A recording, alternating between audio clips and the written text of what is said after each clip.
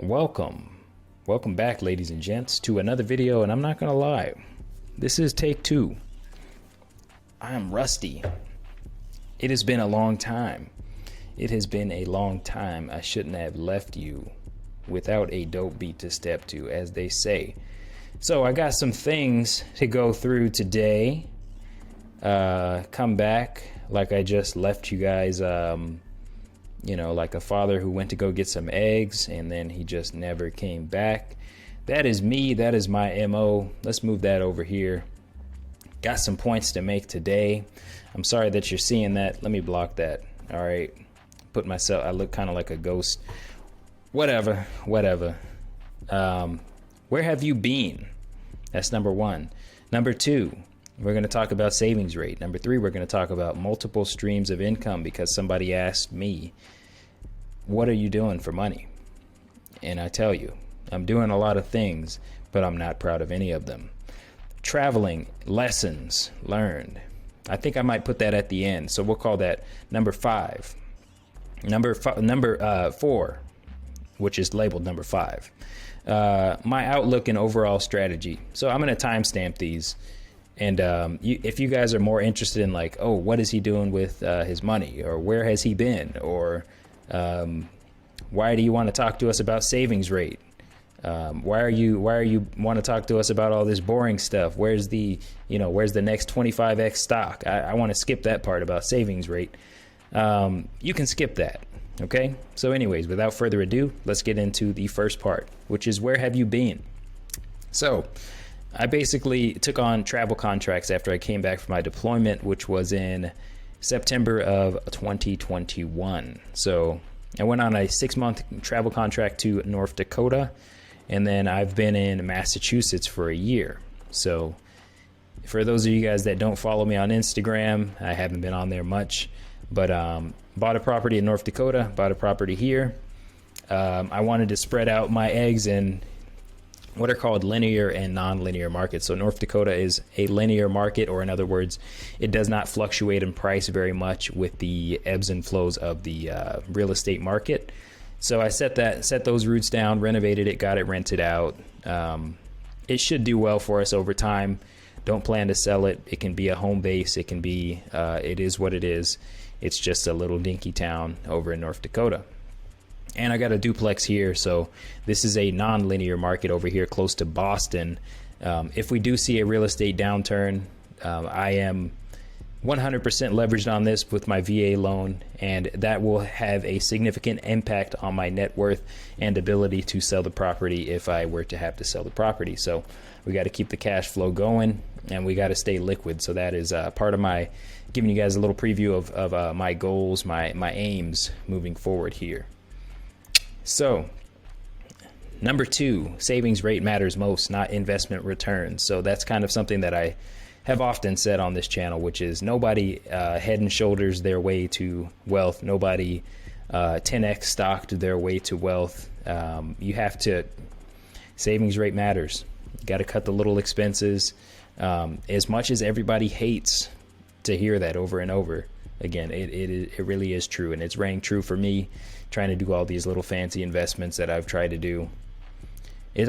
All that has ever mattered is how much I'm saving. So I'm going back to the old me. I think I'm going to go back to house hacking, and that kind of goes into my travel lessons learned. Number three right there. Oh, I just skipped over multiple streams of income. So let's actually shoot over here to my Excel, and I want to show you guys what I've been doing for income. So somebody asked. So military, I'm in the reserves, and I'm also a traveler. I just said that. So there's that. There's the roommate I'm going to try to get. That'll be about $1,300 ideally if things go well. There's rents collected down here, $4,800. We of course have an offsetting expense over here for property management. And then what else do we got? We got dividends. I haven't calculated those. That should be something, not much. I mean, it's not more than like $30. And we have some benefits from American Express. We can talk about that in another video. I put equity gained over here as income. just so that it offsets the principal portion. I just like to count it as 0. That's just personally what I do. So equity gained in the mortgage that I am paying. And then, I mean, it's not actually something that I can draw on right now, so maybe I'll change that in the future, because we are underwater on this property, as you are if you just take out 100% loan, VA loan, because of the funding fee. And I think that is it. So those are the multiple sources of income, which will be very important if we do go into what I think could be a depression. We will need a lot of strings to pull on, including this one here, this YouTube channel.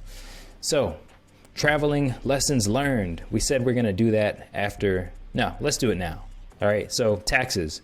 I'll give you guys an example of how those taxes can really make a big difference if you're a traveler. I don't know if anybody else out there is a traveler. I know JJ Buckner. Shout out to JJ Buckner. His wife is doing travel nursing. But let me just give you an example. So I'm going to go into here. These are some of the careers that are available. Some of these pay pretty well, right? These are gross amounts. That's definitely a gross amount, because that one's in California, that one's in Hawaii. If you ever want to just like possibly throw up in your mouth, go look at how much it costs to buy a house in Hawaii, and in, well, San Francisco's still pretty bad. But anyway, just look at how much it costs to buy a house in Hawaii. That is so.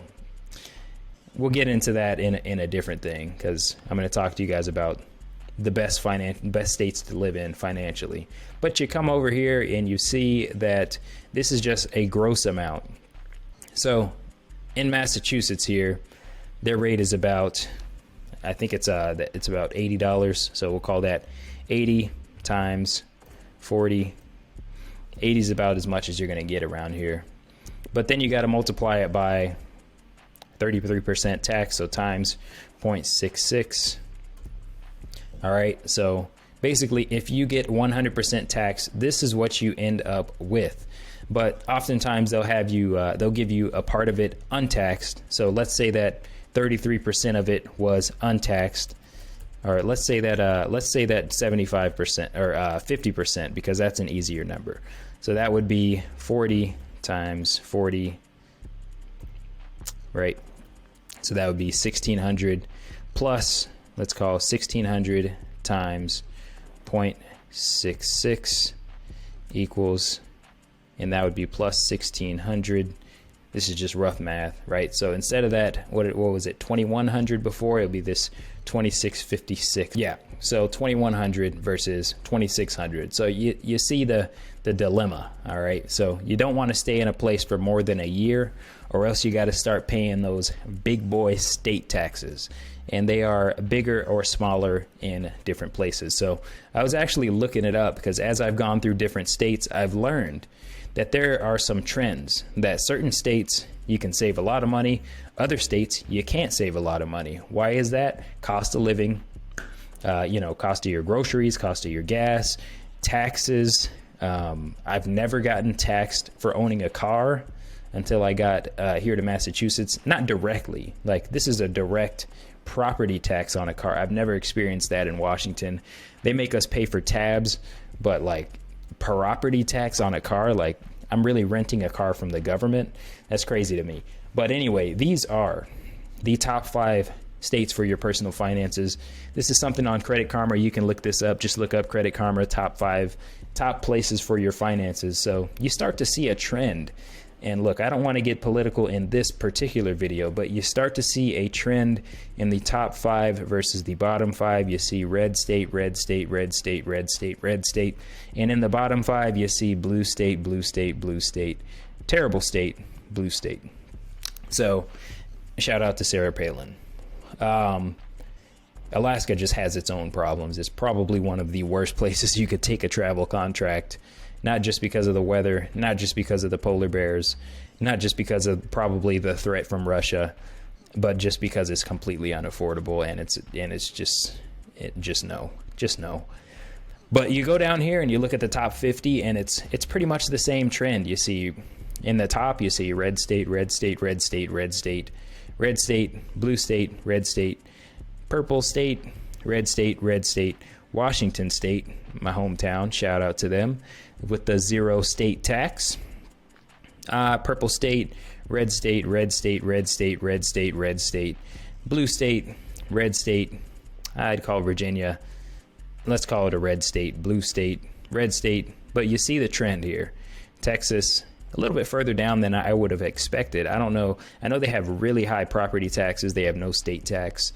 But it's also based on how much money you can make. So a lot of the thing that I hear out here in Massachusetts from the people who have lived here, they've only lived here, they've never traveled outside the state besides to go to New Hampshire and Vermont and Maine and maybe down to Connecticut and maybe down to Rhode Island and maybe down to Delaware or Philadelphia. They haven't left this little pocket. They're like, but you can't make any money anywhere else. They're down here. They're down here at 40. So that's, yeah. California, obviously they're down here. Hawaii, Alaska, I already told you they're trash. Illinois, the gun grabbers, they're all the way down here at the bottom. Not surprising, but anyways, I don't think I have anything else to say about that. I'm going to go back to my notes. So, where we at?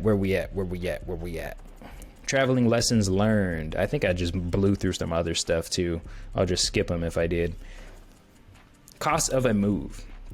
So, cost of a move, U-Haul, buying furniture, hauling furniture, things like that, or renting a room that is itself furnished. These are all big costs that I did not factor in. So yeah, you're getting paid more, but you're also spending a whole lot more money.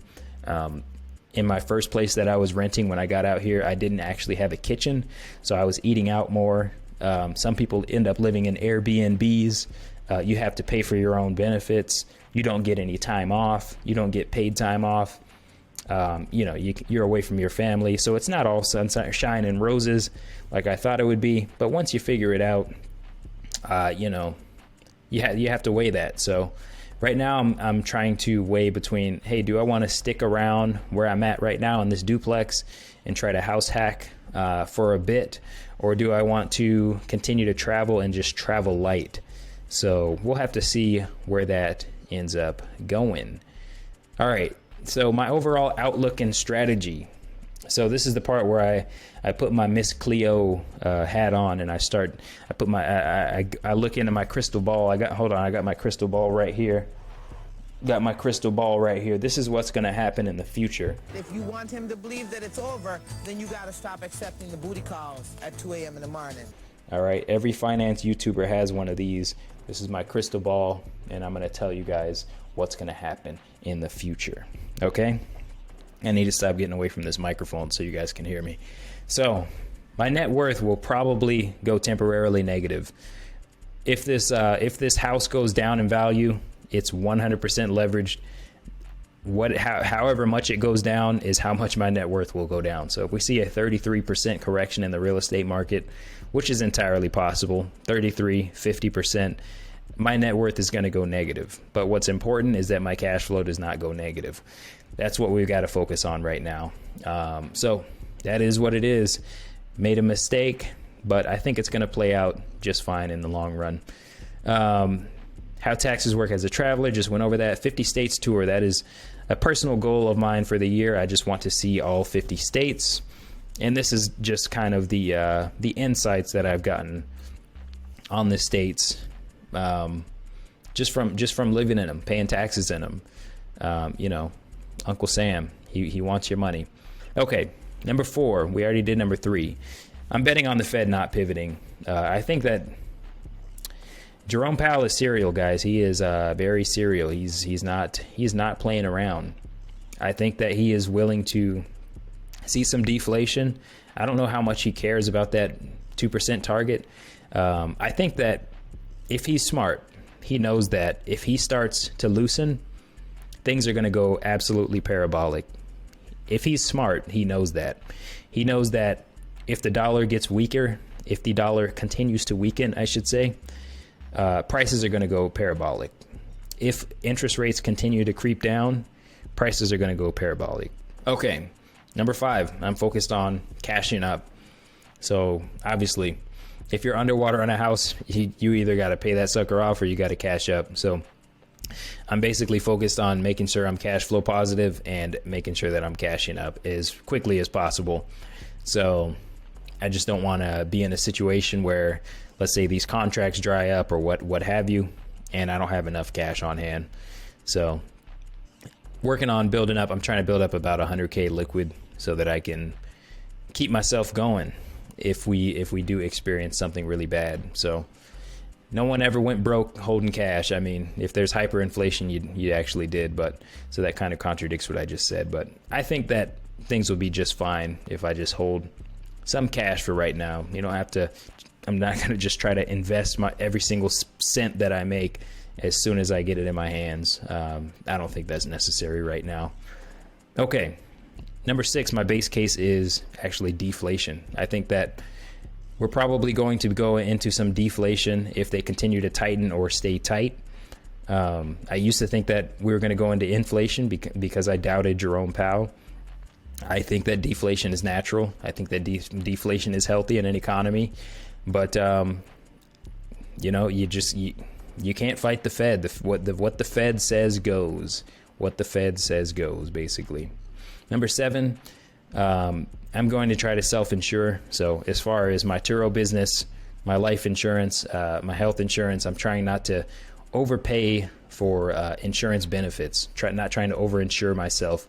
If for those of you guys that don't know out there, for Turo, you have to insure your car, but there's basically levels that you can pick. I can go into that more later, but I'm trying to have more cash flow and self-insure with that cash, essentially, is what I'm getting at there. One other thing I wanted to show you guys real quick is you need a budget. I've actually I've been having some pretty good success with this thing. So I don't know if you guys have ever seen it, but basically, whether you're trying to pay off credit cards, whether you're trying to just understand your bills, understand how much money, how much liquid you need to have, if you have savings goals, it basically just has you allocate an amount of money it just puts you on track, I guess, is what I'm saying. So I've said that, hey, I want to have $100,000 by this time. I can go into my bills here and so I've got this one, for example, the water happens every 3 months. This one here, the garbage, hasn't happened this month. This is the gas. So I just set it to a certain amount. And then basically it's kind of gamified to the point where it just has you save a certain amount, and it basically just tells you how to run your money. It tells you whether or not you can afford things, and it kind of helps you budget without thinking about it too much. Because yeah, it just helps you. I don't think you should completely think about this too much. It basically outsources a lot of the thinking about it for you. You just open up this app, you say, hey, can I afford it? The app says yes or no, and that is it. We can get more into that at another time, but let's pop over to Zillow here, because I wanted to talk to you guys about these different states. So let's see what you can get. This is what I was looking at, is what you can get for 1.5 million in Massachusetts versus another state like let's just say South Dakota or Tennessee. We can go, so 1.5 million. Let's see what we got here in Boston. 1 bedroom, 2 bathrooms, guys, for 1.5 M's. And granted, this is a very nice place. I will give them that. This is a very nice place. Like, it's very updated, but at the same time, 150K price cut. That is painful. That hurts. So you got 5 bedrooms, 3 bathrooms. I guess it depends. The Cambridge, this is right next to the Harvard Yard. So you got 5 bedrooms, 3 bathrooms, 2,080 square feet. But anyway, you get the point. Let's go over to the top state, which was Tennessee, and let's see what we can get for $1.5 million. Look at this, 3,200 square feet. You got this nice little McMansion here. You got 4 bedrooms, 6 bathrooms over here. You got a nice apartment building over here 109 days on Zillow. You got this nice little vacation home, 3 bedrooms, 5 bathrooms. It's just, it's not comparable. And one thing that people don't really understand that live in a place like where I was from, Seattle, live in a place like Massachusetts, is that just because you own, just because your net worth is higher than someone who lives out here doesn't mean that you own more stuff. Just because your net worth is higher doesn't mean that you can afford more gas, more food, more real estate, homes, land.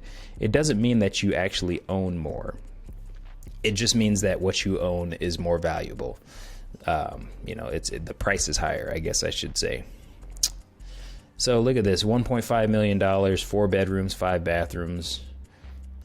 This is just kind of the standard.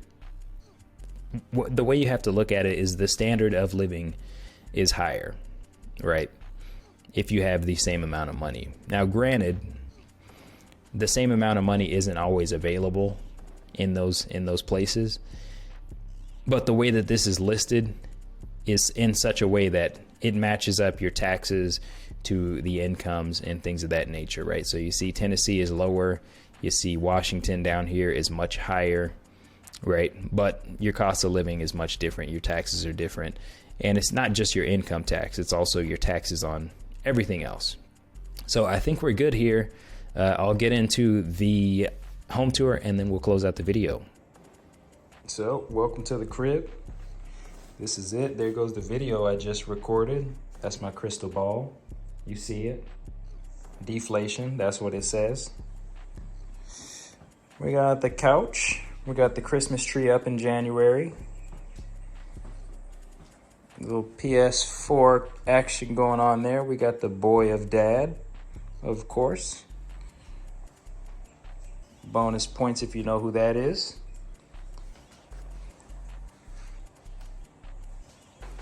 A little kitchen action going on there. I actually like this a lot. It's a magnet. Walmart swag.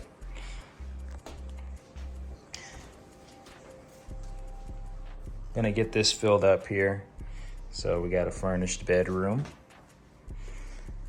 Got people messaging me about it right now, actually. Bathroom's over there, a little closet. My room is looking a mess right now. I don't know if I even want to go in there. Let me peep it. Not safe for video. I mean, I was doing so well. But, you know how it goes. You put the clothes on the bed, and then it gets late, and it becomes a pillow. That's just how it goes, ladies and gentlemen. We got the shoes behind the door here. Some stuff hidden in there. And yeah, let's check out the bathroom, and that's gonna be it. That is it. That's my video for this 6 months. So here's the bathroom, shower, sink, toilet. That's where I take a shit. Thank you for watching.